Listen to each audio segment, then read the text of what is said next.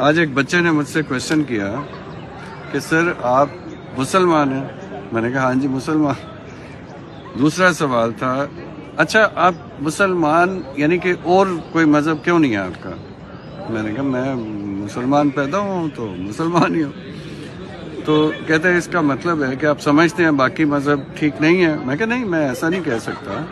کہتے ہیں آپ کہہ بھی نہیں سکتے کیونکہ آپ کو تو کسی اور مذہب کا پتہ بھی نہیں ہے کیونکہ آپ نے تو کوئی ریسرچ نہیں کی. میں نے کہا ہاں جی میں نے نہیں کی. اس کے آگے اور انٹرسٹنگ سٹوری ہے. وہ کہتے کہ ٹھیک ہے تو مسلمان ہیں تو آپ سنی ہیں یا آپ شیعہ ہیں؟ تو میں نے کہا جی ہم سنی ہیں. تو انہوں نے کہا آپ شیعہ کو غلط سمجھتے ہیں؟ میں نے کہا نہیں. تو پوچھنے لگا کہ آپ شیعہ کیوں نہیں ہیں؟ میں نے کہا کیونکہ سنی پیدا ہوں تو سنی ہوں. تو اس کا کہتا ہے اس کا مطلب ہے کہ آپ نے اس پہ بھی ریسرچ نہیں کی ہوگی. میں نے کہا ہاں نہیں کی. کہتا ہے اچھا چھوڑیں اگر آپ سنی ہیں تو آپ کس امام کو مانتے ہیں؟ میں نے کہا میں امام ابو حنیفہ کو مانتا ہوں. کہتا ہے اچھا تو اس کا مطلب ہے کہ باقی 3 امام جو اہل سنت یا دوسرے وہ مانتے ہیں تو وہ غلط ہیں. میں کہا نہیں وہ تو غلط نہیں ہے. تو پھر آپ امام ابو حنیفہ کو کیوں مانتے ہیں؟ میں نے کہا یہ تو ہم بچپن سے پیدائشی مانتے ہیں.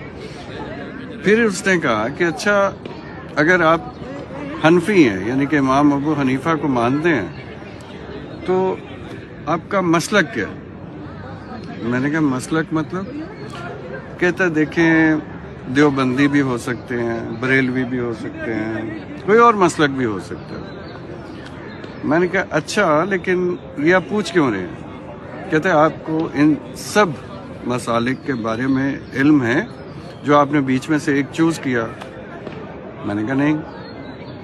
آخری سوال اس کا جو آپ سب کے لیے ہے. اس نے کہا کہ آپ کو نہیں لگتا کہ آپ اپنے ایمان کے بارے میں بات کر رہے ہیں, کہ آپ اپنے فیتھ کے بارے میں بات کر رہے ہیں اور آپ کہہ رہے ہیں کہ آپ کا سارا فیتھ بائی برتھ ہے یعنی پیدائشی ہے, اور آپ نے کبھی نہیں سوچا, آپ نے کبھی ریسرچ نہیں کی کہ جو میرا فیتھ ہے جس میں 100% جو میرا بلیف ہے میں قائم ہوں تو اس اور باقی سب کو چھوڑ کے میں نے اس کو چوز کیا ہے. تو آپ کا فیتھ ویک نہیں ہے. تو مجھے فکر ہوئی اور یہ فکر میں آپ سے شیئر کروں.